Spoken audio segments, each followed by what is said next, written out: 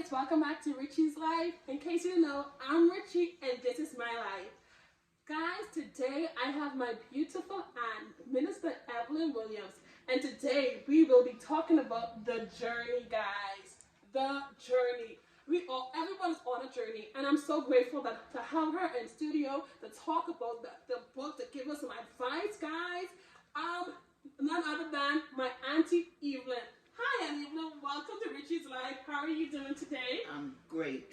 Would you like to go ahead and tell us what made you want to write this book? This book has touched so many lives. So what made you want to just go ahead and let's write the journey? Because we all are on a journey, and this book has helped people in so many ways. Can you what would you say?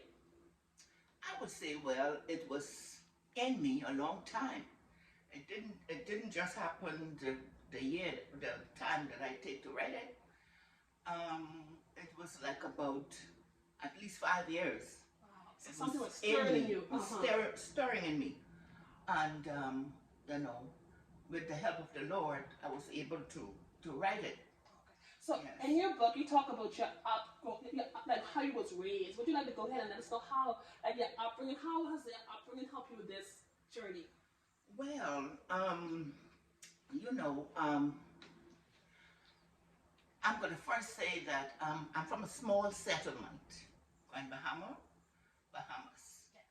And being the third child in the family of 10, wow.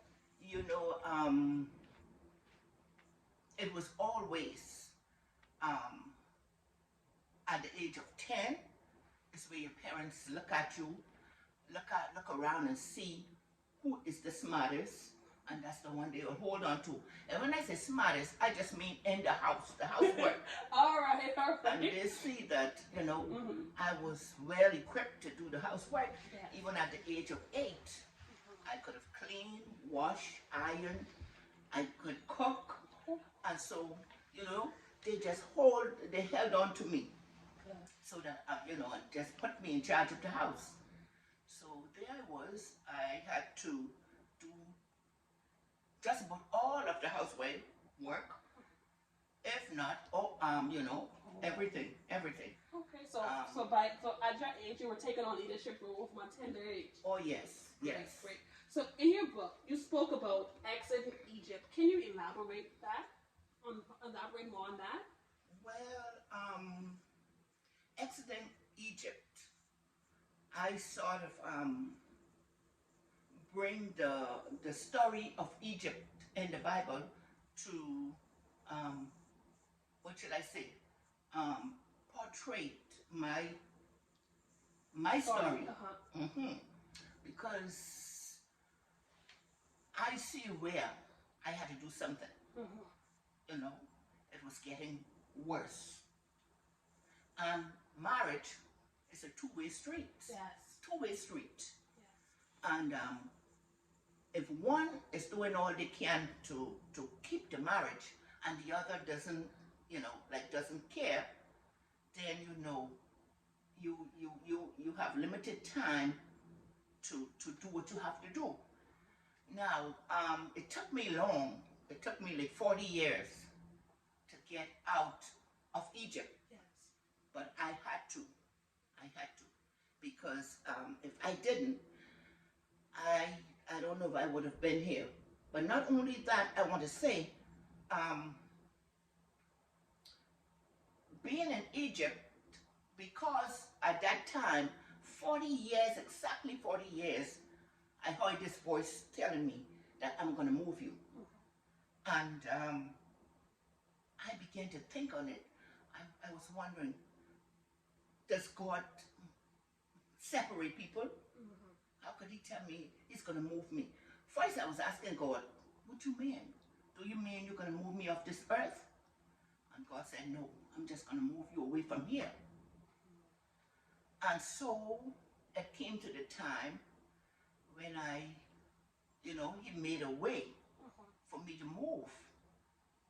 And so I just take that chance, the opportunity that he presented to me. Yes. I took it and I moved.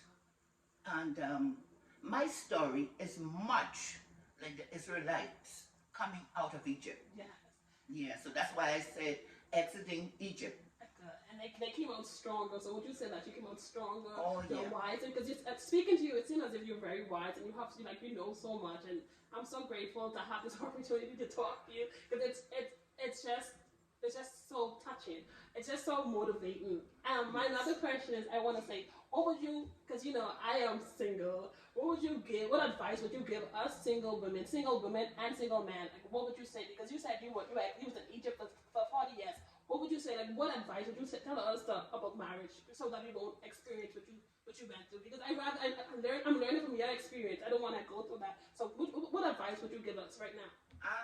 The advice I would say, if you are a young single woman and you are in waiting of marriage, don't rush into anything like I did. First of all, pray to the Lord. Yes. Ask Him. Yes. And be patient enough to wait. Jesus. Because if you rush into it and you don't know the person that you are, who you are going to live with for the rest of your life, then you are in trouble. So, I would advise you to pray to God. Ask God. He knows your heart. Pray earnestly. Yes. And when you pray, He will answer your prayer. But be patient enough to wait. See, the word patient. Yeah. That's the word patient. Be patient enough to wait. Hallelujah. And He will provide you Yes. with the husband that He wants you to have. Amen. You know? Now, growing up in my days, the reason I have that topic, ignorance, is because I was ignorant. I didn't know anything about men or how to go about it or what to look for. So when I came into the city at the age of 16, I just, like I say, I just take the first thing I saw.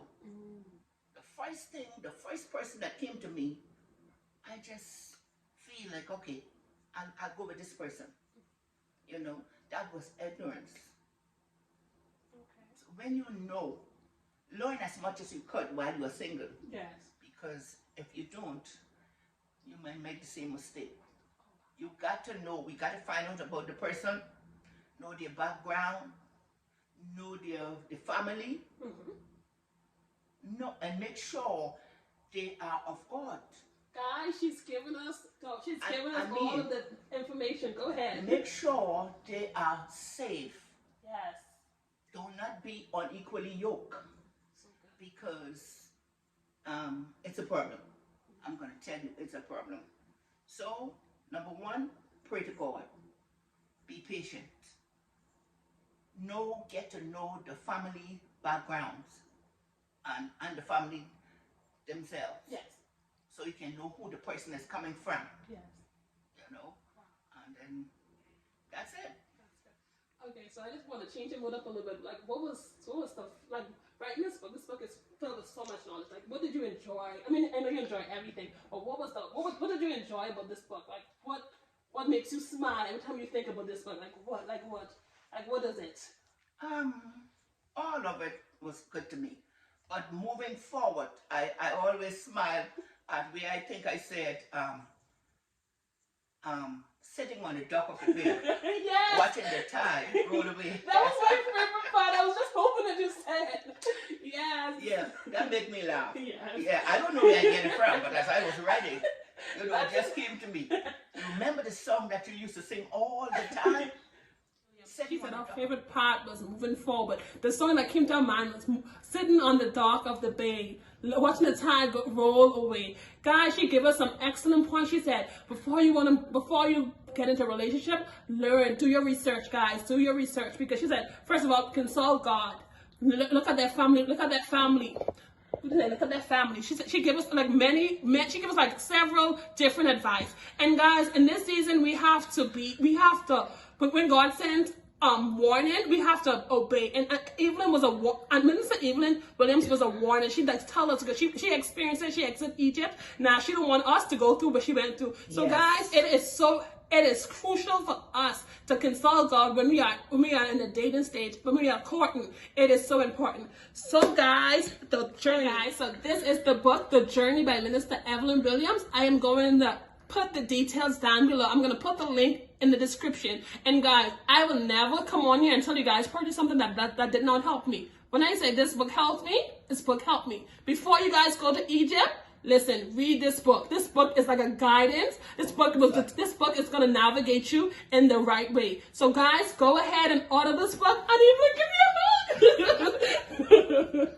Thank you so much, guys. Don't forget to like, subscribe, and comment down below. See you guys later.